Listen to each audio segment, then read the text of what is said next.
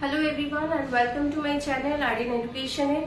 আজকে আমরা আরেকটা নতুন টপিক নিয়ে এসেছি, যেটা কিনা তোমরা যারা বিশেষ করে যারা বিএডে আছো বা পিজিতে আছো, এছাড়া নেট সেট দিচ্ছ, তাদের কিন্তু এই টপিকটা কিন্তু খুব ইম্পর্টেন্ট। কারণ তোমাদের কিন্তু ছোট ছোট কোয়েশ্চেনের মধ্যে এই ধরনের কোয়েশ্চেন গুলো আসে। আজকে আমরা যে টপিকটা নিয়ে আলোচনা করব সেই টপিকের মধ্যে যেটা হচ্ছে যে ইভ্যালুয়েশন। এর আগের দিনকে আমরা দেখেছি যে ইভ্যালুয়েশন অলমোস্ট আমরা অনেকটাই আলোচনা করেছি, যে ইভ্যালুয়েশনের ডেফিনেশন বা সিগনিফিকেন্স কি, ডিফারেন্স আমরা দেখেছি।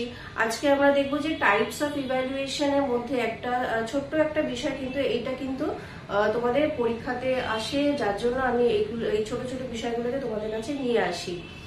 টাইপস অফ ইভ্যালুয়েশন আমরা অলরেডি জানি, আমরা দেখেছি যে কি কি টাইপস অফ, অর্থাৎ মূল্যায়ন কত প্রকারে। আমরা জানি মূলত দু প্রকার, যেটা হচ্ছে সামেটিভ অ্যান্ড ফরমেটিভ ইভ্যালুয়েশন। এবার এর মধ্যে কিছু ছোট কিছু বিষয় আছে যেগুলো আজকে আমি তোমাদের সাথে আলোচনা করব। তাহলে চলো আমরা আজকে ভিডিও শুরু করছি আজকে আমাদের এই নতুন টপিক দিয়ে। তাহলে আমরা ইভ্যালুয়েশন আমরা জানি যে মূলত দু প্রকারে হয়, বা মূল্যায়ন যে প্রক্রিয়া সেটা হচ্ছে দু প্রকারের। একটা আমরা জানি ফরমেটিভ ইভ্যালুয়েশন, আরেকটা হচ্ছে সামেটিভ ইভ্যালুয়েশন। আজকে আমরা ফরমেটিভ ইভ্যালুয়েশন সম্পর্কে একটু জেনে নিই। যে আমরা একটা সাধারণ ভাবে আমরা জানি যে ফরমেটিভ ইভ্যালুয়েশন বলতে আমরা কি বুঝি, যে ধারাবাহিক ভাবে যে শিক্ষার মূল্যায়ন প্রক্রিয়া করা হয় সেই ব্যবস্থাটাকে বলছে ফরমেটিভ ইভ্যালুয়েশন। অর্থাৎ একজন শিক্ষার্থী তার ধারাবাহিক ভাবে তার শিক্ষাক্ষেত্রে তার কি কি অগ্রগতি হয়েছে, বা তার অন্যান্য যে বৈশিষ্ট্য আছে, তার আচরণগত বৈশিষ্ট্যকে যদি আমরা দেখি, বিভিন্ন যে আচরণগত বিহেভিয়ার, অর্থাৎ বিহেভিয়ারাল ফ্যাক্টর গুলো তার কতটা উন্নতি হয়েছে, কি কি ইমপ্রুভ তার মধ্যে হয়েছে কিংবা তা হয়নি, অর্থাৎ সমস্ত বিষয়গুলোকে আমরা ধারাবাহিকভাবে যাচাই করতে পারি এবং সেই মতো আমরা তার সলিউশন আমরা খুব তাড়াতাড়ি করতে পারি। আর সামেটিভ ইভ্যালুয়েশন কি, আমি খুব যদি শর্টে বলি, যে আমরা একজন শিক্ষার্থীকে যা মূল্যায়ন প্রক্রিয়া করি না, তার সমস্ত তার সারা বছরের তার ডেভেলপমেন্টটা কিভাবে হলো। অর্থাৎ একটা অ্যানুয়াল রিপোর্ট হিসেবে তাকে যদি দেখি যে সারা বছর সে কিভাবে তার এডুকেশনাল ডেভেলপমেন্ট তার কিভাবে হচ্ছে, বিহেভিয়ারাল ডেভেলপমেন্ট তার কিভাবে হচ্ছে, বা কি কি সে কতটা কি উন্নতি করেছে না করেছে, এটা একটা অ্যানুয়াল রিপোর্ট হিসেবে আমরা তুলছি। আমরা এটা মানে যদি আমি সাধারণভাবে নেই বা মানে শর্ট কনসেপ্টে আমরা নিয়ে থাকি। আমরা আজকে দেখবো যে সিআইপিপি মডেলটা কি। আচ্ছা, ফরমেটিভ ইভ্যালুয়েশনে কিন্তু একটা সবথেকে গুরুত্বপূর্ণ বিষয় হলো কিন্তু এই সিআইপিপি মডেল, যেটা কিন্তু তোমাদের অনেক পরীক্ষাতে এই টপিকটা কিন্তু আসে। সিআইপিপি মডেল তোমরা অনেক পরীক্ষায় পাবে, তোমাদের নেট সেট বলো, টেট বলো, সি টেট বলো, এছাড়া তোমাদের যে নিজেদের সেমিস্টার যে পরীক্ষাগুলো আছে, যে কোনো কম্পিটিটিভ এক্সাম বলো, সেখানে কিন্তু এই সিআইপিপি মডেল বলে, যেটা তোমাদের কলাম করে অনেক সময় আসে যে সিআইপিপি মডেলটা কি।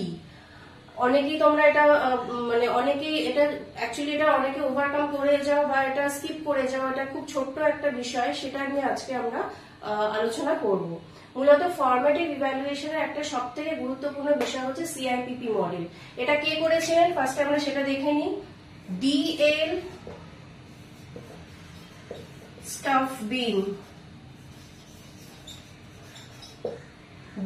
স্টাফবিন, ইনি এই মডেলটার খসড়াটা উনি দিয়েছিলেন, যেখানে উনি তুলে ধরেছিলেন যে মানে শিক্ষাগত বা একজন শিক্ষার্থী গুণগত এবং সংখ্যাগত মান বিচার করতে গেলে মূল্যায়নের যে বিষয়টা রয়েছে, সেই মূল্যায়নের বিষয়টা এই চারটে বিষয়ের উপরে দাঁড়িয়ে আছে। কি কি এই চারটে বিষয় সেটা আমরা দেখে নিই।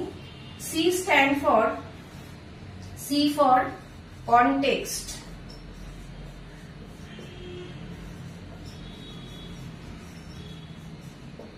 context evaluation.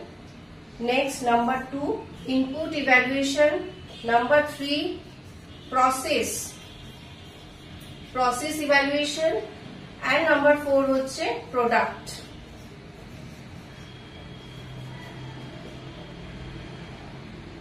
তাহলে আমরা এখানে পেলাম কি, context evaluation stand for C, input evaluation stand for I, and process stand for P, product হচ্ছে P, অর্থাৎ CIPP মডেল। এবারে আসো আমরা এটা জেনে নিই CIPP মডেল কাকে বলছে। এটা কিছুই না, কনটেক্সট ইভ্যালুয়েশন বলছে যে কোন কনটেক্সটে রেখে অর্থাৎ আমরা এই মূল্যায়নের কাজকে আমরা দেখব, অর্থাৎ এখানে হচ্ছে কোন কোন কর্মসূচি আমি নিচ্ছি, অর্থাৎ এই প্ল্যানিং কি হচ্ছে, কোন প্ল্যানিং বা কর্মসূচির উপরে আমরা এই কাজটা করব বা কোন লক্ষ্যকে রেখে আমরা কাজটা করব, অর্থাৎ আমার প্রি প্ল্যানিং আমি কি কি করছি, কোন একটা কাজ সম্পন্ন করার জন্য বা কর্ম সম্পাদন প্রক্রিয়াকে একটা বাস্তবিক রূপ দেওয়ার জন্য তাকে আমার কি করতে হবে, একটা প্রপার প্ল্যানিং করতে হবে।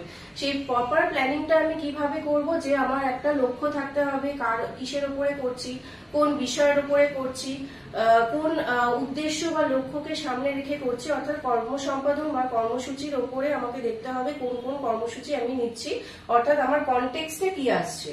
ইভ্যালুয়েশন প্রক্রিয়া আমি তখনই করব যখন মূল্য বিচারকরণ, তখনই করব যখন আমি কর্ম সম্পাদন বা আমার কর্মসূচিগুলোকে আমি প্রপার প্ল্যানিং বা প্রপার একটা পরিকল্পনার মাধ্যমে তাকে যদি আমি একটা খসড়া হিসেবে সাজাই, সেই মতো আমি সেই কাজকে আমরা অগ্রগতি দিতে পারি বা সেই কাজটাকে আমরা এগিয়ে নিয়ে যেতে পারি, অর্থাৎ হচ্ছে প্ল্যানিং বা কাজের প্ল্যানিং বা কর্ম সম্পাদন কি হিসেবে নিচ্ছে কোন উদ্দেশ্য বা লক্ষ্যকে সামনে রেখে। নেক্সট হচ্ছে ইনপুট। কি বলছে, এই যে আমি প্ল্যানিংটা আমি করলাম বা কর্মসূচিটা আমি গ্রহণ করলাম, তার জন্য আমি কি কি প্রয়োজনীয় পদক্ষেপ আমি নিচ্ছি, তার জন্য আমার কি কি লাগবে, প্রপার ম্যান পাওয়ার লাগবে, অর্থাৎ মানব সম্পদ আমার কি কি আছে, প্রপার ইনফ্রাস্ট্রাকচার আমার কি কি আছে, সব থেকে গুরুত্বপূর্ণ বিষয় যেটা হচ্ছে যে ক্যাপিটাল, অর্থাৎ আমার ফিনান্সিয়াল গোল আমার কি কি আছে, আমার হাতে অর্থ সংস্থান কতটা আছে, ইনফ্রাস্ট্রাকচার কি কি আছে, অর্থাৎ শিক্ষক শিক্ষার্থী হয়ে গেল, এখানে ম্যান পাওয়ার, ক্যাপিটাল অর্থাৎ অর্থ সংস্থান কি কি আছে, পরিকাঠামো কোথায় আমি করব, অর্থাৎ জায়গা স্থান নির্ধারণ করা, এই সমস্ত বিষয়গুলো হচ্ছে কিন্তু আমার ইনপুট, অর্থাৎ আমি এখানে কি কি যোগান আমি দিচ্ছি, অর্থাৎ এখানে বলতে পারো একটি প্রোডাক্ট তৈরি করতে গেলে যেরকম আমাদের কাঁচা মালের যোগান লাগাতে হয়, তেমনি শিক্ষা ব্যবস্থাকে উন্নত করতে গেলে তার পেছনে আমার কি কি ইনপুট দরকার সেই বিষয়গুলোকে এখানে যোগানের কাজ করছে, অর্থাৎ কোন বিষয়গুলোকে আমি এখানে মানব সম্পদ হোক, অর্থ সংস্থান হোক, সেই বিষয়গুলোকে আমরা এখানে দিচ্ছি। নেক্সট হচ্ছে process evaluation, P. Process evaluation হচ্ছে যে এই যে আমি প্ল্যানিং করলাম, আমি মানব সম্পদ তৈরি করলাম, ম্যান পাওয়ার, অর্থ সম্পদ সবই করলাম, এবার আমার কাজ হচ্ছে যে কোন প্রসেসে আমি কাজটা করব, অর্থাৎ এখানে প্রপার গাইডেন্স হতে পারে, প্রপার কাউন্সিলিং হতে পারে, টেকনিক্স হতে পারে, কোন কোন পদ্ধতি, কোন কোন কৌশলগুলি আমি এখানে নেব, কোন কোন টুলস, অর্থাৎ যন্ত্রপাতি আমার কি কি লাগছে, বা আমার প্রযুক্তিগত আমার কি কি সাপোর্ট আমার লাগছে, অর্থাৎ কম্পিউটার অ্যাসিস্ট্যান্ট কোন ইনস্ট্রাকশন আমার কি কি লাগছে, আমার একটি শিক্ষা প্রতিষ্ঠান বা একটা শিক্ষা প্রতিষ্ঠানের মধ্যে আমার কি কি কিভাবে আমি তার যোগান দিচ্ছি এবং তার সাথে তার পদ্ধতিগত বিষয়গুলো আমার কি কি আছে সেই তার উপরে মূল্যায়ন বিচার করা হয়। শুধুমাত্র আমি তার একজন শিক্ষার্থীকে মূল্যায়ন করবো তা তো না, মূল্যায়নটা আমি তার উপরেও বেস করতে হবে যে সে কি কি গাইডেন্স পাচ্ছে, সে সাপোর্টটা কি কি পাচ্ছে, সে প্রপার ইনফ্রাস্ট্রাকচার পাচ্ছে কিনা, প্রপার ম্যান পাওয়ার পাচ্ছে কিনা, অর্থাৎ উপযুক্ত শিক্ষক পাচ্ছে কিনা, তার গাইডেন্সটা কিরকম সেটা একটা হয়, প্রপার বিল্ডিং আছে কিনা, ইনফ্রাস্ট্রাকচার আছে কিনা, ক্যাপিটাল আছে কিনা, অর্থাৎ আমার অর্থ সংস্থানটা সঠিক উপায় আছে কিনা এবং তার সাথে সাথে সঠিক পদ্ধতি আমি নিচ্ছি কিনা, কোন আমার সবকিছু পরিকাঠামো রইল অথচ আমার পদ্ধতিগত যদি আমার ত্রুটি থেকে যায় তাহলে অবশ্যই সেখানে আমার ভুল সিদ্ধান্ত, ভুল বিষয়গুলো আমার চলে আসবে। সুতরাং আমাকে দেখতে হবে পদ্ধতিগত আমার কোনো ত্রুটি আছে কিনা সেটা আমার দেখতে হবে, সঠিক পদ্ধতি বা কৌশল আমরা নিচ্ছি কিনা সেই বিষয়গুলো এখানে দেখার বিষয়। নেক্সট হচ্ছে যে প্রোডাক্ট হচ্ছে অবশ্যই হচ্ছে যে আমি তৈরি করলাম, আমি এই প্ল্যানিং করলাম, শিক্ষার্থী নিয়ে আসলাম, উপযুক্ত শিক্ষক দিলাম, সবকিছু দিলাম, ইনফ্রাস্ট্রাকচার দিলাম, তার অন্তিম ফলটা কি, অর্থাৎ আমি যে কাজের জন্য যে কাজটা আমি করছি তার অন্তিম ফলটা কি। অর্থাৎ এখানে শিক্ষাক্ষেত্রে বা এডুকেশনাল কনটেক্সটে আমি এটাই বলতে পারি যে একজন শিক্ষার্থী মূল্যায়ন বলতে আমরা এখানে কি বুঝবো, যে একজন শিক্ষার্থীর আচরণগত বৈশিষ্ট্যকে সে কতটা ফলপ্রসূ করতে পেরেছে, বা যে উদ্দেশ্য নিয়ে কাজটা শুরু হয়েছিল তার অন্তিম ফলপ্রসূটা কি। অর্থাৎ আমরা সবসময় এটা আশা করবো যে একটা পজিটিভ রেজাল্ট আমরা পাই, কিন্তু অনেক সময় হতে পারে সেটা পজিটিভ রেজাল্ট নাও আসতে পারে। সেখানেই আমার দেখতে হবে যে যে প্রবলেমস গুলো আমার অ্যারাইজ করছে সেই প্রবলেম গুলোকে আমি প্রপার সমাধান আমি করতে পারছি কিনা, কোন কোন সলিউশন আমার নিতে হবে সেই পার্টিকুলার প্রবলেমকে অ্যারাইজ মানে তার থেকে মুক্তি পাওয়ার জন্য বা তার সমাধানের উপায় হিসেবে। অর্থাৎ আমার সঠিক বা পজিটিভ ফল আমার আসছে কিনা, আচরণে কি কি বিকাশ তার মধ্যে হলো, যে ভুল ত্রুটিগুলো ছিল সেগুলো কাটিয়ে উঠে একজন শিক্ষার্থী শিক্ষাগত এবং বৃত্তিগত দিক দিয়ে বা আচরণগত বৈশিষ্ট্য সে তার কতটা ফলপ্রসূ হয়েছে পজিটিভ ভাবে। অর্থাৎ অন্তিম ফলাফলটা যেন সঠিকভাবে হয়, একজন ব্যক্তি হিসেবে একজন শিক্ষার্থী হিসেবে সে যেন একজন প্রপার অল ওভার ডেভেলপমেন্ট তার যেন হয়, সেই দিকটা আমাদেরকে দেখতে হবে। অর্থাৎ মূল্যায়নের ক্ষেত্রে কিন্তু এই বিষয়টা কিন্তু তিনি এখানে তুলে ধরেছেন এই 4টি বিষয়কে কেন্দ্র করে। এটাকেই বলছে CIPP মডেল। তোমরা চাইলে এটার একটা স্ক্রিনশট তুলে রাখতে পারো। আর আমার মনে হয় যে এই ছোট ছোট বিষয়গুলো তোমাদের মানে স্কিপ যদি না করো ভিডিও, তাহলে তোমরা কিন্তু ভিডিও মাঝখানে এই টপিকগুলো তোমরা কিন্তু একটু দেখে রাখতে পারো, কারণ এই টপিকগুলো ভিডিও চলাকালীনই আমি এগুলো আলোচনা করব।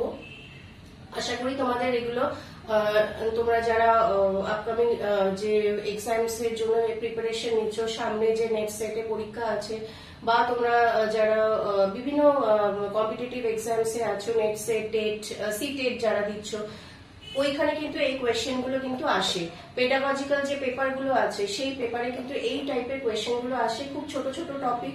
এটা হয়তো খুব বোল্ড করে হয়তো থাকে না অ্যাজ এ সিলেবাসের মধ্যে, কিন্তু সিলেবাসের মধ্যে ইভ্যালুয়েশনের চ্যাপ্টারের মধ্যে কিন্তু এইটা আসে। সো আশা করি তোমাদের টপিকটা বুঝতে সুবিধা হয়েছে। যদি তোমাদের কোনো কোয়ারিজ থাকে বা কোনো ফিডব্যাক থাকে অবশ্যই আমাকে কমেন্ট বক্সে জানাবে। আর এই রিলেটেড যদি কিছু জানার থাকে সেটাও আমাকে জানাবে।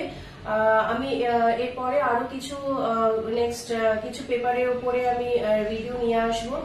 ভিডিও যদি ভালো লেগে থাকে তাহলে ভিডিওকে অবশ্যই লাইক, শেয়ার এন্ড সাবস্ক্রাইব করে দিও। So thank you, thanks for watching.